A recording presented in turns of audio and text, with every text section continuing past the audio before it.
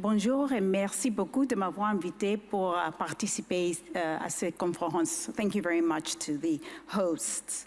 Good afternoon, ladies and gentlemen, and thank you very much for including me and asking me to contribute to this gathering, the 56th gathering of the International Capital Markets Association Annual General Meeting. It's a pleasure to be back in Brussels. Today, I would like to discuss what I see is the next moral hazard in the financial markets.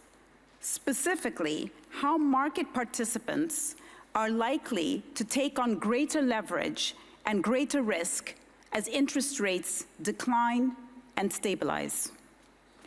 More importantly, I will stress how regulators might act to curb these risks before they become systemic and extend to future economic crises with the real repercussions on all of society.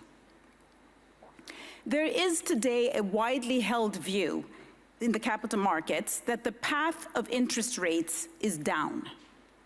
As a reminder, there are at least 3 reasons that this is the case. First, inflation is moderating in the United States, in the United Kingdom, and in Europe. And there is even evidence of deflation in China. Second, global economic growth forecasts remain low and weak over the next decade. In fact, over the next 5 years, growth in advanced economies is expected to remain at its weakest levels in the 4 decades, according to the IMF.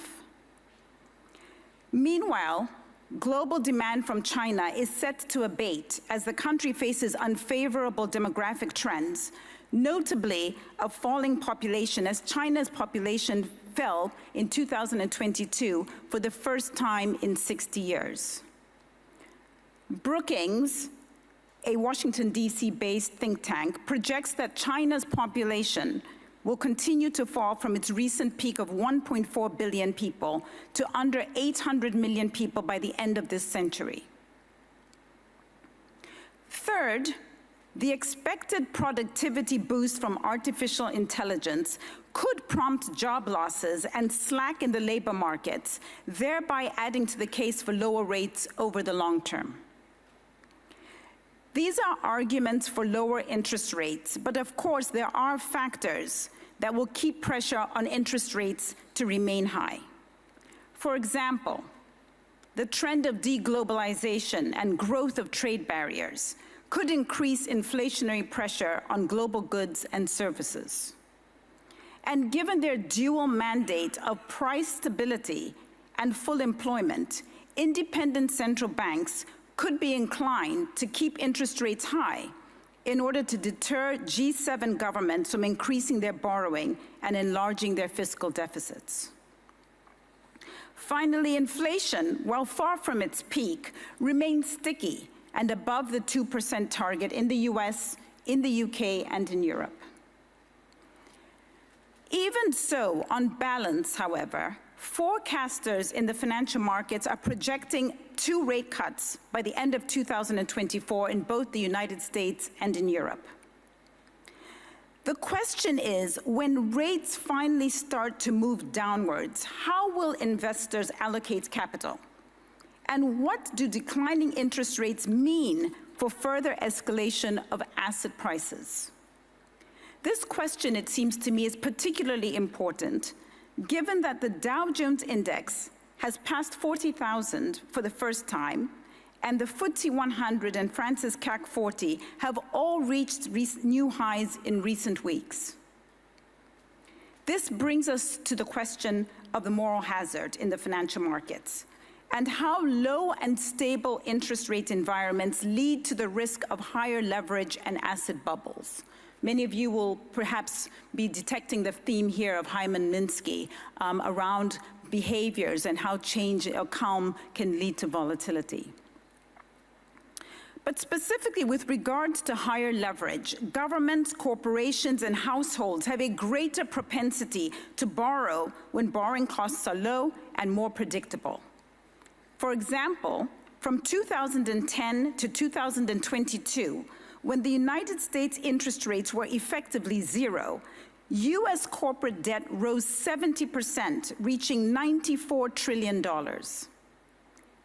Meanwhile, public debt is on a particularly worrying growth trajectory, notably in the United States, where the CBO has now forecasted that federal debt is projected to grow from 99% of GDP at the end of 2024 to 116% of GDP, the highest level ever recorded by the end of 2034. A question to consider is whether government debt issuance needs become so large that it crowds out private sector borrowing and raises the overall cost of borrowing. In terms of asset bubbles, low interest rates lead to more borrowing, thereby creating a wall of money in the financial system. In so doing, lower interest rates can increase the risk appetite of both retail and institutional investors as they chase higher yielding assets. Thus, investors take riskier and more speculative bets, such as investing in venture capital and cryptocurrency. This can lead to asset price inflation and multiple expansion as more cash chases relatively few investment opportunities. For example, between 2009 and 2021, the S&P 500 was up 4 times, while interest rates were close to 0.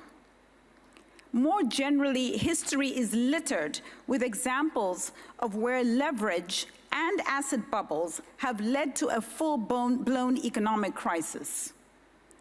From the 1929 Wall Street crash and depression, Japan's crisis in the 1990s, the technology crash in 2000, and the global financial crisis of 2008.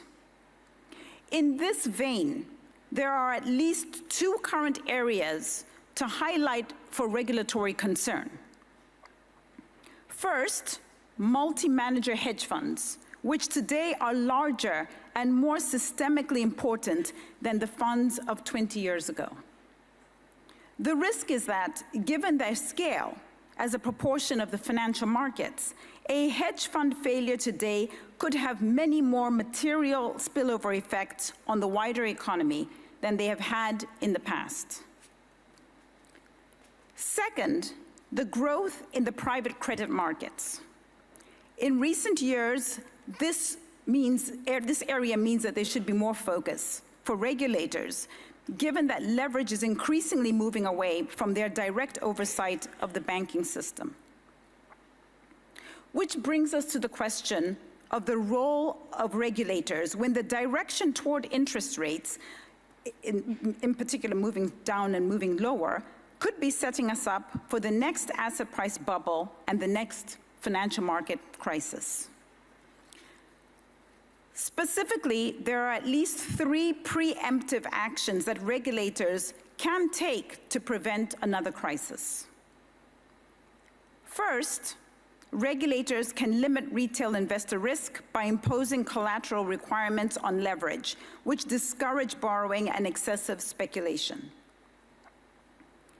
Second, regulators can curb institutional risk that is being taken in the regulated financial system. Capital market requirements were extremely stringent when I was on the board of Barclays Bank in the UK, but particularly stringent on major global systemically important financial institutions, G-SIFIs, in the aftermath of the 2008 financial crisis. However, we may currently need to go further by requiring regulated banks and financial institutions to hold higher levels of capital against more speculative investments in order to curb bubbles. There is also an opportunity to update accounting rules to better reflect financial reality. Many of you will be familiar, especially with respect to banks, on the focus on, for example, held to maturity versus mark to market. But I think this is an area we ought to look at again, now that there's so much happening outside of the regulated markets.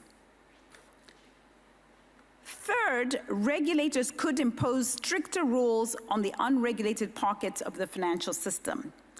This would include better understanding where the leverage is, as well as increased oversight of shadow banking, including hedge funds. For example, classifying hedge funds as dealers for treasuries, which would echo the January 2024 rules unveiled by the US SEC Chair Gary Gensler. More generally, regulators need models that properly reflect and replicate the actions of the whole financial sector, regulated and unregulated, on the real economy.